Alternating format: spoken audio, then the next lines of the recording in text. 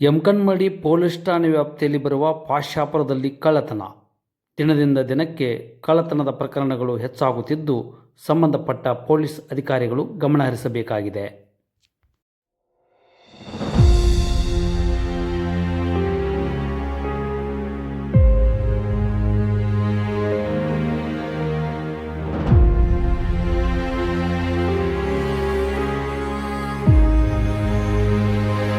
ಮುಂಜಾಗ್ರತಾ ಕ್ರಮವಾಗಿ ಅಳವಡಿಸಿದ ಸಿಸಿ ಕ್ಯಾಮೆರಾಗಳು ಸರಿಯಾಗಿ ಕಾರ್ಯನಿರ್ವಹಿಸುತ್ತಿಲ್ಲ.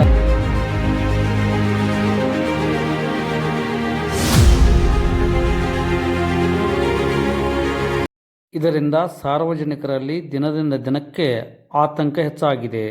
ಸಂಬಂಧಪಟ್ಟ ಅಧಿಕಾರಿಗಳು ಗಮನಹರಿಸಬೇಕೆಂದು ಸಾರ್ವಜನಿಕರು ವಿನಂತಿ ಮಾಡಿಕೊಂಡಿದ್ದಾರೆ. ವರದಿ ನೀಲಕಂಠ ಬೊಮ್ಮಣ್ಣವರ್, ಸಮೃದ್ಧಿ ಟಿವಿ ಕನ್ನಡ.